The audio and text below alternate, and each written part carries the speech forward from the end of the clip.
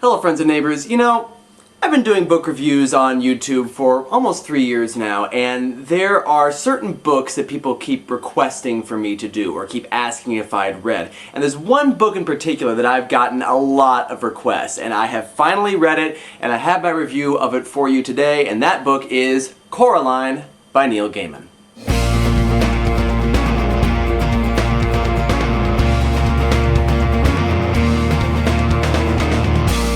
Now, first of all, I should say that I have not read nearly as much Neil Gaiman as I probably should have. In fact, Coraline is only the second Neil Gaiman novel that I've read. But a lot of people have asked me to read this book, and it is a pretty decently hyped up novel, but I'm gonna be perfectly honest, I was kind of underwhelmed.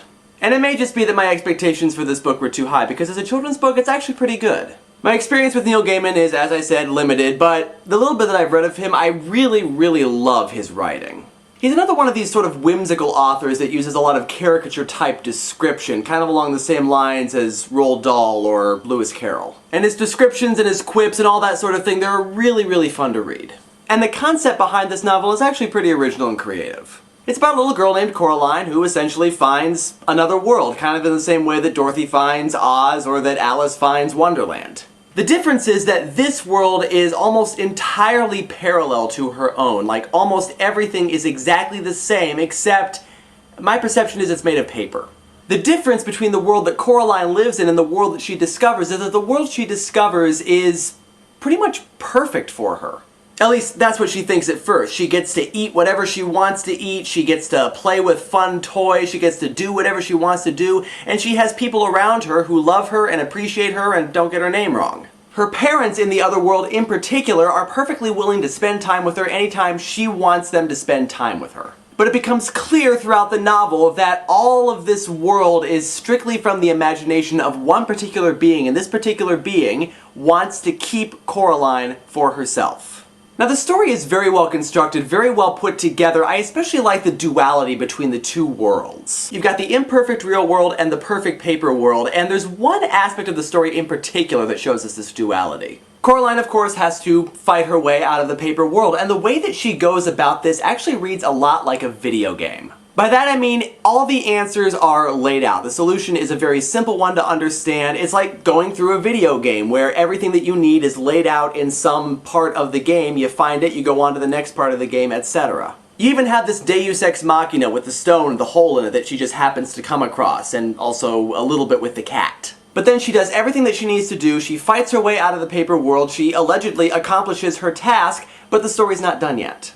And she even says at one point, it's not fair, it should be over, but it's not over because now she has to fight a similar battle in the real world where the choices are not as clearly laid out as they were in the paper world. So she actually has to think for herself and come up with a solution that is not quite as easy to figure out. And the message of this story is ultimately to tell us that the perfect paper world that children imagine for themselves is a lie. It doesn't exist. But that there is plenty of good to be had in an imperfect world, and honestly, kids don't want a perfect world. This is a really good message for kids. The story is well written and well crafted, but it just didn't do anything for me.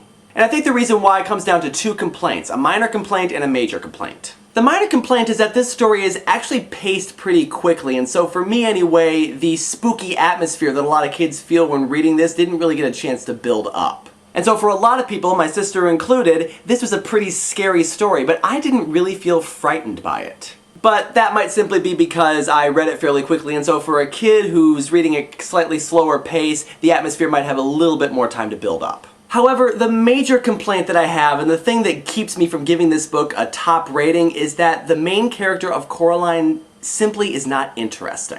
She's pretty much just generic little girl. She has no distinguishing characteristics of her own. She doesn't really have any development. The little development that she does have is pretty sporadic. And I just had a really hard time reading through the first few chapters of this book simply because I didn't care what happened to this girl.